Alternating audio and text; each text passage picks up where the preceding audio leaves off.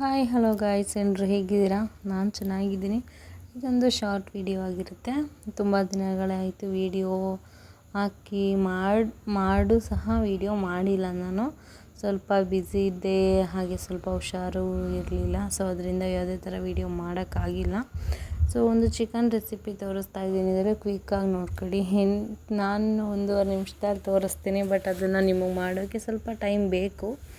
ಯಾವ ರೆಸಿಪಿ ಅಂತ ಅಂದರೆ, ಇದು ಚಿಕನ್ ಗ್ರೇವಿ ಅಂತ ಅನ್ಕೋಬೋದು, ಇಲ್ಲ ಚಿಕನ್ ಮಸಾಲ ಅಂತ ಅನ್ಕೋಬೋದು. ನಿಮಗೆ ಹೆಂಗೆ ಬೇಕು ಹಂಗೆ ಹೆಸರು ಕರ್ಕೊಳ್ಳಿ. ನಾನು ಮತ್ತು ಚಿಕನ್ ಫ್ರೈ ಅಂತ ಹೇಳ್ತೀನಿ. ಸ್ವಲ್ಪ ಎಣ್ಣೆ ಚೆನ್ನಾಗಿ ಬಿಟ್ಟಿದ್ದೀನಿ, ಎಣ್ಣೆ ಸ್ವಲ್ಪ ಜಾಸ್ತಿನೇ ಬಿಟ್ಟು ಚಿಕನ್ನ ನಾನು ಮೊದಲೇ ತಪ್ಪಲೆಯಲ್ಲಿ ಬೇಯಿಸ್ಕೊಂಡಿದ್ದೀನಿ. ಹೆಂಗೆ ಅಂತಂದರೆ, ಸ್ವಲ್ಪ ಸಾಂಬಾರು ಮಾಡೋದಿತ್ತು, ಚಿಕನ್ ಸಾಂಬಾರು ಮಾಡಿದ್ದೆ. ಆವಾಗ ಚೆನ್ನಾಗಿ ಬೇಯಿಸಿ ಯಾವ್ದು ಪೀಸಸ್ ಬೇಕು ಚೆನ್ನಾಗಿರೋದು ಎತ್ತಿಟ್ಕೊಂಡಿದ್ದೆ. ಸೊ ಅದನ್ನು ಇಲ್ಲಿ ಒಗ್ಗರಣೆ ಹಾಕಿದ್ದೀನಿ. ನೀವು ಇದೇ ಮೆಥಡನ್ನ ಯೂಸ್ ಮಾಡಿದ್ರೆ ಬೇಗನೆ ಆಗುತ್ತೆ. ಇದನ್ನೇ ಸಪ್ರೇಟಾಗಿ ಫ್ರೈ ಮಾಡಿದ್ರೆ ಸ್ಮೆಲ್ಲು ಸ್ವಲ್ಪ ಸ್ಮೆಲ್ ಇರೋದು ನೀಟಾಗೆಲ್ಲ ಹೋಗಿರುತ್ತೆ, ಎಣ್ಣೆಲ್ಲೂ ಫ್ರೈ ಮಾಡಿ ಮತ್ತು ಅದರಲ್ಲೂ ಫ್ರೈ ಮಾಡಿದ್ರೆ. ಸೊ ಇದು ಚಿಕನ್ ಸಾಂಬಾರಿಗೆ ಏನು ಆಡಿಸ್ಕೊಂಡಿದ್ದೆ ಮಸಾಲೆ, ಅದರಲ್ಲಿ ಸ್ವಲ್ಪ ಎತ್ತಿಟ್ಟಿದ್ದೆ.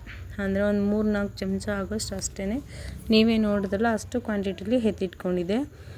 ಅದನ್ನೇ ಹಾಕಿ ಚೆನ್ನಾಗಿ ಕೊನೆಯಲ್ಲಿ ನಿಂಬೆಹಣ್ಣು ಮತ್ತು ಮೊಸರು ಹಾಕ್ಕೊಳ್ಳಿ. ಮೊಸರು ಗ್ರೇವಿ ತಿಕ್ನೆಸ್ ಬೇಕು ಅಂತಂದರೆ ಮೊಸರು ಒಂದು ಸ್ವಲ್ಪ ಜಾಸ್ತಿನೇ ಹಾಕ್ಕೊಳ್ಳಿ. ಹುಳಿ ಬೇಕು ಅನಿಸಿದ್ರೆ ನಿಂಬೆಹಣ್ಣು ಅಷ್ಟೇ ಸ್ವಲ್ಪ ಅರ್ಧ ಹೋಳು ಅಷ್ಟು ಸಾಕು ಅನ್ಕೋತೀನಿ. ತುಂಬ ಚೆನ್ನಾಗಿರುತ್ತೆ. ಮೇಲೆ ಪೆಪ್ಪರು ಎಲ್ಲ ಹಾಕಿ ನೀವು ಈರುಳ್ಳಿ, ಟೊಮೊಟೊ, ಹಸಿಮೆಣ್ಸಿನ್ಕಾಯಿ, ಪೆಪ್ಪರು, ಮೊಸರು ಹಾಗೆ ನಿಂಬೆಹಣ್ಣು, ರುಚಿಗೆ ತಕ್ಕಷ್ಟು ಉಪ್ಪು, ಇಷ್ಟೇ ಟೇಸ್ಟಿಯಾದ chicken gravy ready. Thank you for watching.